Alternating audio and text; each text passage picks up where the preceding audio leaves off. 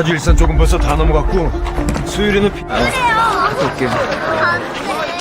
Halo para penikmat film, Abang Parku kali ini akan membahas film Korea yang diangkat dari kejadian nyata berjudul Taeguk di tahun 2005. Mengisahkan tentang seorang adik kakak yang terpaksa mengikuti perang antara Korut dan Korsel, di mana karena sang kakak selalu berusaha melindungi adiknya, mereka pun malah bermusuhan dan berperang satu sama lain. Ya udahlah ya, daripada lama, mending duduk santai, siapkan teh botol dingin, and enjoy the story.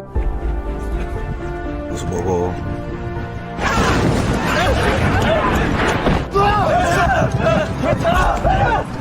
Film dimulai dengan penelitian para arkeolog yang melakukan penggalian sisa-sisa perang di salah satu situs bersejarah. Di sana mereka pun banyak sekali menemukan peralatan-peralatan perang dan barang-barang tentara yang sempat digunakan. Bahkan banyak juga tengkorak-tengkorak yang terkubur berantakan. Di tengah penelitian itu, mereka menemukan salah satu tengkorak dari jasad yang diidentifikasi bernama Lee Jin-suk. Akan tetapi, nama itu tidak ditemukan di dalam daftar korban wafat ataupun orang hilang. Akan tetapi, nama itu nggak ditemukan di dalam daftar korban wafat ataupun orang hilang ketika dicek pada situs veteran perang. Anehnya, Lee Jin-suk nyatanya masih hidup. Departemen penggalian situs bersejarah pun menghubungi Lee Jin-suk dan memberitahukan jika mereka menemukan jasad yang namanya sama dengannya. Tentu saja, Jin-suk merasa bingung. Malahan dia menduga jasad itu adalah jasad kakaknya yang bernama Lee Chin-tae. Pihak departemen sangat yakin dengan penemuannya dan berkata mungkin itu adalah Jin-suk yang lain. Setelah peperangan selesai, Jin-suk yang sangat menyayangi kakaknya ini tak pernah berhenti untuk mencari keberadaannya. Bahkan belum lama ini, ia juga pernah pergi ke Cina untuk melakukan pencarian di sana. Makanya saat dia meminta diantar oleh sang cucu ke situs tersebut, si cantik ini sedikit khawatir mengingat kakeknya masih kecapean. Namun melihat sang kakek yang terlihat begitu bersemangat, dia pun akhirnya nggak bisa menolak. Sebelum berangkat, Jin-suk pun mengeluarkan sepasang sepatu coklat yang disimpannya baik-baik. Kemudian ia mengenangnya seolah banyak kenangan di dalamnya yang membuat Jin-suk mencari kakaknya sampai saat ini. Kemudian dia mengenangnya seolah banyak kenangan di dalamnya yang membuat Jin-suk mencari kakaknya sampai saat ini. Kenangan itu bermula di kota kecil Jangtruk pada bulan Juni tahun 1950. Ketika Jin-suk pulang sekolah, dia bertemu dengan kakaknya Jin-tae yang merupakan seorang penyemir sepatu keliling. Mereka pun bercanda dan terlihat sangat menyayangi satu sama lain. Hingga saat mereka tiba di sebuah toko sepatu, mereka pun nampak terkagum dengan sepatu yang dipajang di toko itu. Jin-suk kemudian berharap suatu saat nanti Jin-tae kakaknya dapat membuat sepatu yang lebih bagus dari sepatu itu. Jin-tae pun hanya bisa tersenyum dan menjawab kalau itu butuh beberapa tahun lagi. Selanjutnya, Jin-tae memberikan satu pena yang diinginkan Jin-suk selama ini. Ia berharap sang adik bisa sekolah dengan baik dan menjadi seorang yang sukses seperti yang almarhum ayahnya inginkan. Mereka ini hidup sederhana dan juga bahagia. Jin-tae juga mempunyai harapan suatu saat nanti bisa punya toko sepatu sendiri dan bisa menikahi gadis impiannya, yaitu Yung-shin. 아직 멀었어. 몇 년 뒤.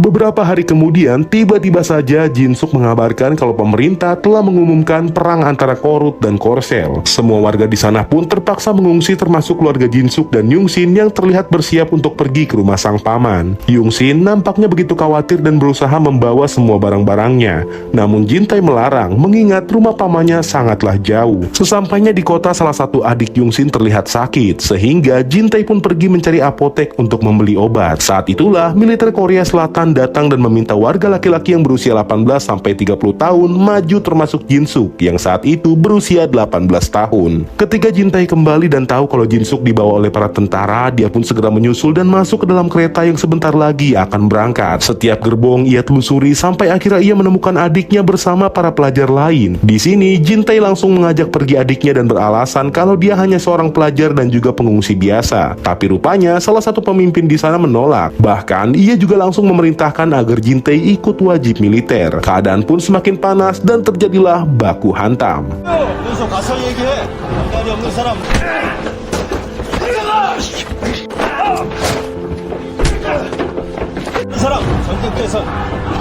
Namun karena nyatanya kalah jumlah, akhirnya Jin-tae dan adiknya harus pasrah ikut ke dalam kereta itu. Di luar kereta, ibu mereka bersama Yung-shin gak henti-hentinya mengejar sampai mereka pun akhirnya bertemu. Mereka semua pun gak kuasa menahan tangis dengan perpisahan tersebut. Sementara sang ibu yang gak bisa berbicara hanya berharap kedua anaknya itu bisa turun menghampirinya. Tapi apalah daya, Jin-tae hanya bisa menenangkan dengan mengatakan kalau dirinya akan menjaga Jin-suk dan akan kembali menemui mereka di rumah sang paman. 제발 저기도 멈춰주면 1 bulan berlalu, Jintai dan Jinsuk pun berada di medan perang, di mana sudah banyak tentara yang gugur dan wafat terbakar. Ketika Jinsuk siap dipanggil masuk ke dalam suatu pasukan, Jintai yang tak ingin terjadi apa-apa pada adiknya memohon kepada atasannya agar dia dan Jinsuk ditempatkan di dalam pasukan yang sama. Setelah diizinkan, mereka pun langsung diberi arahan untuk menjalankan misi selanjutnya, di mana misi yang akan mereka jalani adalah mempertahankan Sungai Nakdong, yaitu garis terakhir pertahanan mereka. Pimpinan di sana pun menegaskan kalau pertahanan ini adalah pertahanan hidup ataupun wafat dan tidak ada perintah untuk mundur. Setelah tiba di tempat yang ditentukan, para tentara pun nampak makan bersama dan berkenalan satu sama lain. Namun gak lama kemudian, tiba-tiba saja ledakan itu membuat suasana jadi panik, hingga membuat mereka berpencar untuk mencari tempat perlindungan. Ledakan demi ledakan gak henti-hentinya terus menghujani mereka semua yang ada di sana. Hanya keberuntunganlah yang dapat menyelamatkan mereka. Saat itu, Jinsuk yang kurang beruntung pun ternyata terkena serpihan ledakan dan membuatnya panik sampai kesulitan bernafas. Ia pun berjuang untuk terus bergerak dan mencari tempat aman. Untung aja kakaknya datang tepat waktu dan ia pun langsung berusaha memberikan pertolongan serta menyadarkan adiknya yang sudah hampir kehabisan napas.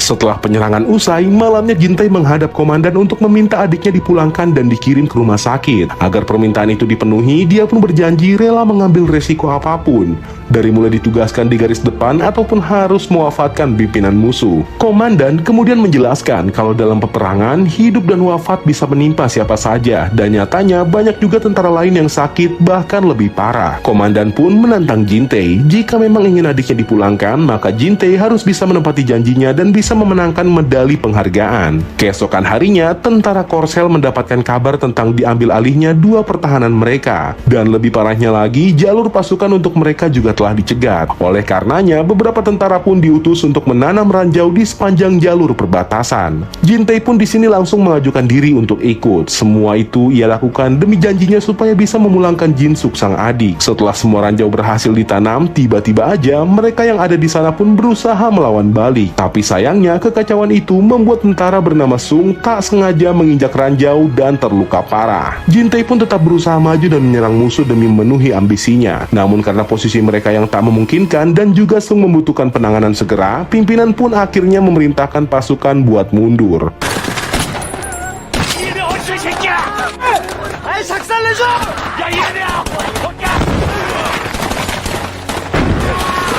Beberapa hari kemudian, mereka pun bertahan tanpa pasokan air dan juga makanan. Di bagian medis juga kondisi Sung makin memburuk dengan perutnya yang penuh belatung akibat jahitannya yang tidak steril. Ia yang putus asa pun menembaki seluruh tentara yang sakit dan berakhir dengan menembak dirinya sendiri sampai wafat. Kejadian itu tentu aja membuat tentara yang masih hidup semakin stres karena mereka sadar cepat atau lambat pasti mereka bakal wafat, entah karena diwafatkan ataupun kelaparan. Kejadian itu tentu aja membuat tentara yang masih hidup semakin stres karena mereka sadar cepat atau lambat pasti mereka bakal wafat, entah karena diwafatkan ataupun kelaparan. Melihat keadaan itu, akhirnya Jintai mengusulkan untuk langsung menyerang besok malam sebelum tenaga mereka habis karena kelaparan. Malam yang ditunggu pun tiba. Semua tentara terlihat berbaris untuk menuju garis pertahanan Korea Utara. Setelah penjaga dilumpuhkan dan para tentara berada di posisinya masing-masing, mereka pun langsung memulai serangan dengan melemparkan puluhan petasan ke arah garis pertahanan musuh. Saat musuh cukup panik,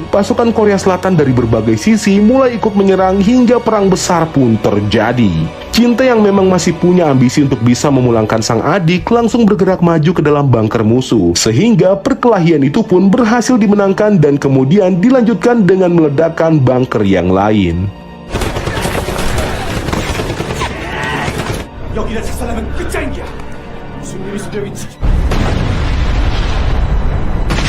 Setelah semalaman bertempur, sisa tentara yang selamat langsung merayakan kemenangan dengan bersorak dan menjarah semua persediaan makanan musuh. Jin-suk yang saat itu bertemu kembali dengan kakaknya langsung marah dan mempertanyakan kenapa kakaknya selalu ingin ikut dalam misi yang berbahaya. Ia pun mengungkapkan kalau semua itu ia lakukan demi Jin-suk. Namun Jin-suk menanggapi kalau hal itu nggak berarti baginya, kalau harus selamat dengan mengorbankan nyawa sang kakak. Gak lama kemudian, komandan pun datang dan mengabarkan kalau kini pasukan Amerika telah berhasil mendarat dan akan membantu mereka. Sang komandan juga bangga atas keberanian Jintai dalam perjalanan tadi malam, di mana Jintai pun kembali ditugaskan untuk merebut Gunung Baekdu di dekat perbatasan Cina. Pada September 1950, atas keberanian menjaga Sungai Nakdong dan juga penyerangan malam itu, Jintai akhirnya diangkat menjadi sersan. Di sana, ia juga diwawancarai oleh media mengenai keterlibatannya dalam setiap pertempuran. Sayangnya, keberhasilan itu membuat Jintai dan Jin-suk terpisah. Bahkan ketika Jin-suk mengingatkannya untuk menulis surat cinta buat Yong-shin,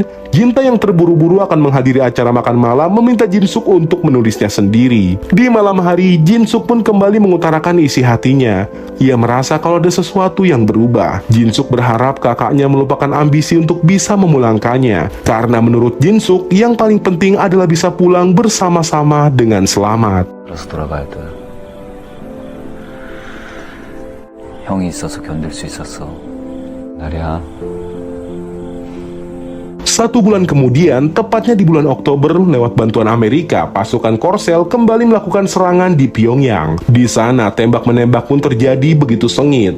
Jintai selaku sersan pasukan 1 langsung berusaha merebut senjata otomatis yang berada di atas gedung. Setelah berhasil, dia pun langsung dengan bebas melakukan serangan dari atas gedung. Dan saat itulah, ia melihat pimpinan dari Korut yang berusaha melarikan diri. Sebenarnya, yang ditugaskan mencari pimpinan di sana adalah pasukan 3. Dan Jin-suk juga sempat mengingatkan kalau itu bukanlah tugas mereka. Namun Jintai tak menghiraukan, malahan dia langsung berlari untuk turun ke bawah. Setelah mobil itu terguling, Jintai langsung terlibat perkelahian dengan pimpinan dari Korea Utara. Dalam perkelahian itu, sayangnya salah satu anggota pasukan 1 yang bernama Jungman tertembak dan gak tertolong lagi. Di sini, Jin-suk pun kembali menyalahkan sang kakak atas kewafatan Jungman. Karena menurutnya, jika saja tadi Jintai mendengarnya, maka Jungman gak perlu wafat. Dan anaknya tak perlu menjadi yatim seperti mereka berdua. Jintai pun di sini hanya bisa terdiam, apalagi saat Jin-suk menyangka kalau Jintai seperti sudah buta akan kedudukan serta popularitas untuk mengejar medali penghargaan. 진심 위한 거야. 이 파티에 뱅가를 치고 박수 쳐주는데 오정 시킬 거야 우리처럼. 죽는 날까지 영반형 안 죽었어. Perjalanan untuk memukul mundur utara pun kembali dilanjutkan, dan ketika sampai di desa kecil, mereka menemukan 100 warga desa yang dihabisi oleh Korea Utara akibat kalah perang. Mereka pun berhenti sejenak untuk memakamkan para jasad warga yang gak berdosa tersebut. Malam harinya, mereka kembali menemukan tentara Korea Utara yang telah mundur. Malam harinya, mereka kembali menemukan tentara Korut yang telah mundur. Dan dengan mudah, semua tentara Korea Utara yang ada di sana pun diwafatkan dan dibakar sampai ditembak secara membabi buta. Di hari berikutnya di suatu tempat, tentara Korea Selatan menemukan bunker persembunyian musuh. Salah satu anggota pasukan 1 pun langsung membakar bunker itu. Namun salah satu dari mereka yang keluar ternyata adalah teman lama Jin-suk yang bernama Jung. Ternyata Jung ini mengaku dipaksa dan diancam akan dihabisi jika tak bergabung dengan pasukan Korea Utara. Jin-suk pun menenangkan Jung yang ketakutan dan memberinya minum. Namun anehnya, Jintai malah marah dan langsung memerintahkan pasukannya untuk mewafatkan mereka semua. Jin-suk tentu aja nggak setuju, mengingat pasukan Korea Utara itu nggak bersenjata. Setelah perdebatan yang cukup sengit, akhirnya mereka pun membawanya sebagai tahanan perang. Pada bulan November, sampailah mereka di Haesanjin, daerah Korea Utara. Di sini, Jin-suk pun sempat memberi makan kepada Jung, dan dari Jung, dia mendapat informasi kalau ibu Jin-suk kini berada di Korea. Itu berarti ibu mereka kembali pulang dari rumah sang paman. Namun sayang sekali, saat ini ibu Jin-suk dan juga Jintai lagi sakit, karena teringat terus dengan kedua anaknya. Sementara Yong-shin, pacarnya Jintai, terpaksa ikut komunis demi mendapat jatah makanan. Mendengar itu, Jin-suk pun sangat kecewa. Ia pun langsung melampiaskan amarahnya dengan ikut bergabung dalam perkelahian para tawanan. Namun akhirnya, Jin-suk malah babak belur tepat di hadapan sang kakak. 작살날 때까지 하는 거다. Malam hari saat Jin-suk sedang beristirahat sambil kesakitan, Jin-tae pun mengobati sang adik. Meskipun Jin-tae sekarang sudah menjadi sersan yang bengis dan tak kenal rasa ampun, ia tetap menyayangi adiknya sama seperti dulu. Begitu sampai di perbatasan Cina, mereka mendengar dari radio kalau saat ini Korea Selatan telah berhasil menang melawan Korea Utara. Jin-tae pun kini berhasil mendapatkan medali penghargaan. Kabar gembira itu segera ia sampaikan kepada Jin-suk, tapi lagi-lagi Jin-suk tak senang mendengarnya dan tak mau pulang. Menurutnya, semua yang dilakukan sang kakak selama ini sudah keterlaluan. Jin-tae pun membela diri kalau selama ini ia mempertaruhkan nyawa hanya agar Jin-suk bisa pulang kembali dan bisa kuliah seperti yang dia inginkan. Gak seperti dia atau sang ibu yang hanya seorang penyemir sepatu jalanan dan juga penjual mie ayam di pasar. Namun sayang sekali, Jin-suk pun tetap kekeh sampai Jin-tae gak sadar ia mengangkat tangannya dan menampar sang adik. Tiba-tiba aja terdengar sirine dan informasi kalau Cina akan menyerang mereka dengan membawa pasukan yang berjumlah ribuan orang lebih. Sayangnya informasi itu terlambat karena nyatanya Cina saat itu sudah berada gak jauh dari mereka. Usaha untuk mundur pun gagal karena serangan demi serangan langsung menghujani mereka. Sebelum benar-benar menjauh dari tempat itu, beberapa orang yang selamat pun kini mundur beserta ratusan warga lainnya untuk menuju tempat yang lebih aman.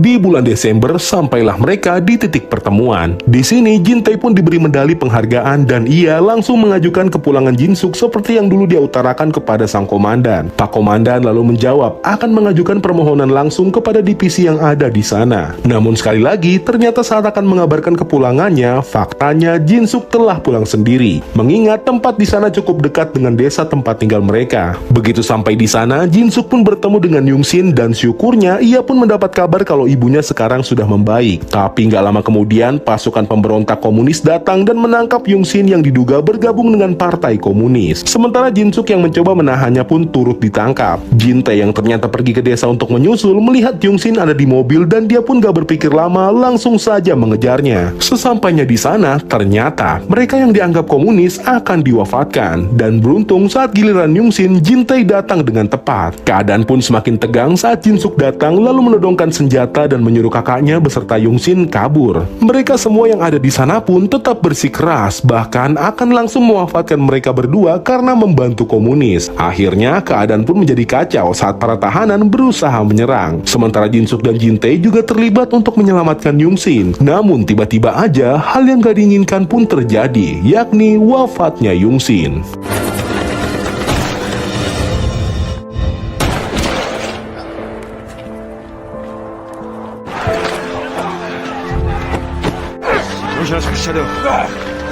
지금 어디 가고 있어? Akibat menembaki pasukan pemberontak komunis, Jin-tae pun ditangkap dan mendapat teguran dari komandan barunya. Walaupun disangka sebagai pembela komunis, Jin-tae tetap meminta agar adiknya dibebaskan. Namun sang komandan ternyata nggak setuju karena menurutnya itu bukan tanggung jawabnya. Belum juga selesai, tiba-tiba serangan musuh kembali datang. Di tengah kekacauan itu, Jin-tae pun meminta agar adiknya dibebaskan. Namun ternyata si komandan malah memerintahkan anak buahnya untuk membakar semua tahanan yang ada. Gak mau kehilangan adiknya, dia pun langsung berlari menuju ruangan tahanan. Tapi sayangnya Jin-tae nggak berhasil menemukan sang adik. Ia hanya bisa melihat penjara itu terbakar habis.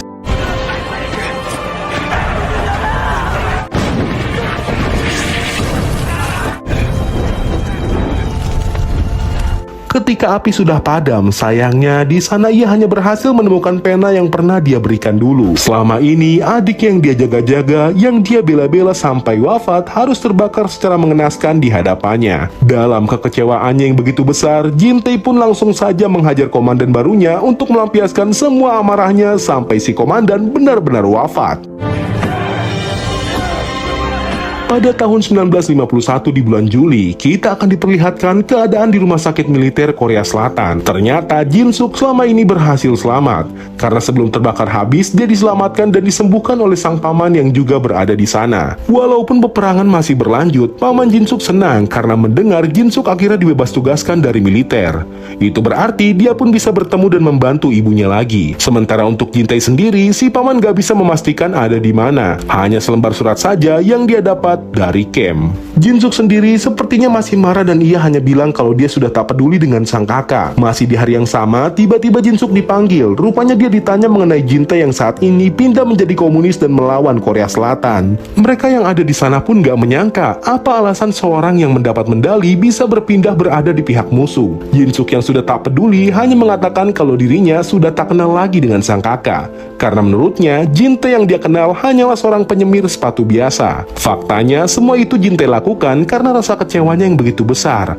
Ia kecewa setelah semua usahanya untuk memulangkan adiknya gagal dan malah dikhianati oleh negaranya sendiri. Ditambah lagi, pacarnya Yongsin pun ditembak wafat tepat di hadapannya. Malam harinya, Jinsuk pun membaca surat itu dan di dalamnya tertulis kalau Jintae sangat merindukan ibunya. Di sana ia pun berjanji akan menjaga adiknya sampai dia dibebas tugaskan. Jintae juga menyampaikan salam kepada pacarnya dan berjanji setelah perang dia akan membuka toko sepatu dan membahagiakan keluarganya. Dari surat itulah akhirnya Jinsuk pun tersadar dan menangis sambil kembali mengingat kenangan bahagianya bersama sang kakak.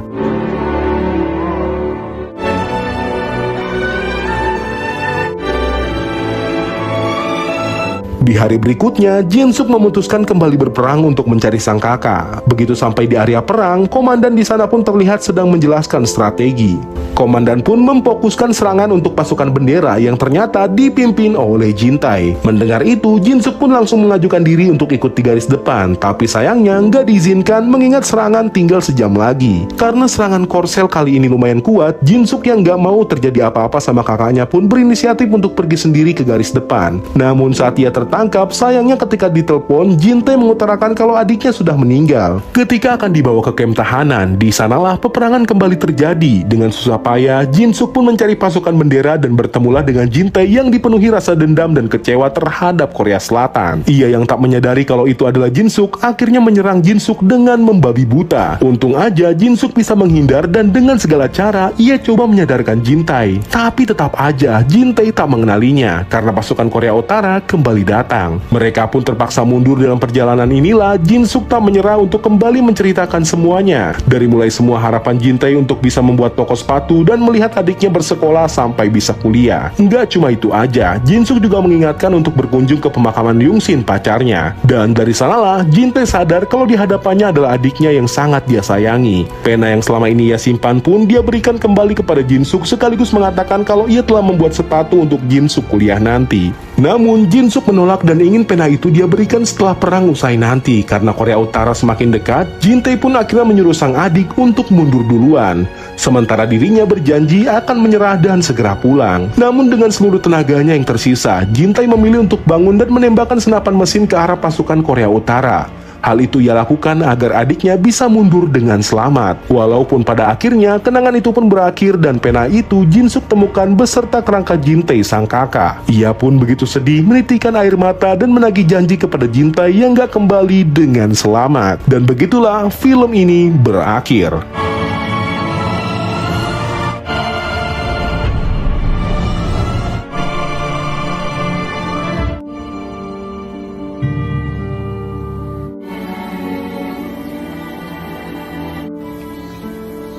구두 완성한다고 했죠. Dari film yang diangkat berdasarkan kisah nyata ini, kita bisa melihat bahwa kasih sayang antara kakak beradik nggak pernah usai sampai akhir hayatnya. Maka dari itu, sayangilah kakak dan juga keluarga kalian, karena harta yang paling berharga bukanlah uang ataupun tahta, melainkan kasih sayang dari keluarga. Mungkin segitu aja review film kali ini. Kurang lebihnya Bang Parko